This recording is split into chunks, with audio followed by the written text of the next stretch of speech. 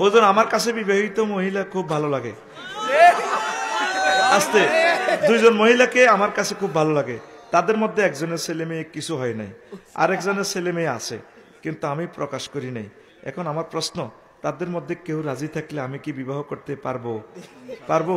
ইতি অমক, নাম বললে মায়ের, তারপরে শারমিন লামিয়া, দিন শেষ, ভাবি আমার বাংলাদেশ। ভুল হলে ক্ষমা করবেন। হ্যাঁ প্রিয় বন্ধু, আপনি সুন্দর প্রশ্ন করেছেন। যাদের ছেলে মেয়ে আছে, যদি আমার ওই প্রিয় বোনের যদি হাজবেন্ড থাকে, তাহলে আপনি পরকীয়ার দোষে দোষী হবেন, পরকীয়া করবেন না, এটা হারাম। আর যদি দুইজনের স্বামী যদি না থাকে, আপনি বিয়ে করতে পারবেন। আপনি বালেক পুরুষ হলে আপনার পিতামাতার অনুমতি লাগবে না, নারীদের বেলায় অনুমতি লাগবে তাদের। তবে আপনার আম্মা আপনাকে লাড়িলে দুয়ানি দিবে, হুত তুই বুঝি ইডি করলি।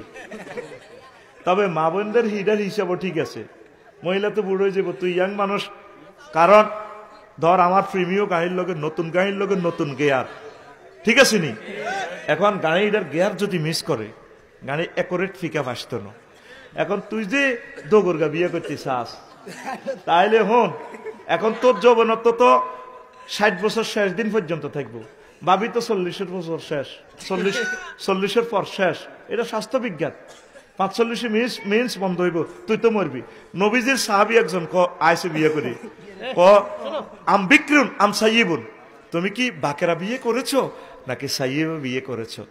তো নবীজি কই, সাহাবী বললো, হে আল্লাহ রাসূল, নাকাহাতু জাওয়াজতু সাইয়িবান, হুজুর আমি দোগরগা বিয়ে করছি, মুরব্বি টাইপের বিয়ে করছি।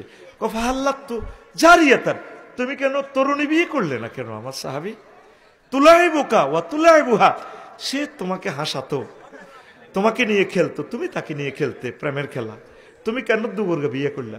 তখন ওই সাহাবী বলছেন, হে আল্লাহ রাসূল, আমার আব্বু মারা গেছে, আমার 8-9 জন বোন আছে, বোনদেরকে দেখাশোনার জন্য একটু বয়স্ক মহিলার দরকার, এই জন্য আমি বয়স্ক মহিলা বিয়ে করেছি।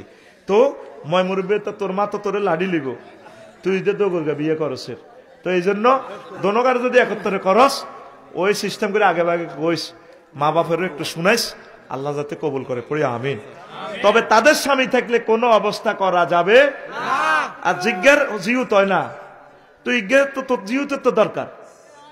হে তো সিট ইডালে তোরে হরে বিয়ে করতে দিত না, তুই হেতিরে কইবি বেলে হনো আয় বিয়া 2-3 করিও, তুমি রাজি আছো নি? চাও না আটকিবি?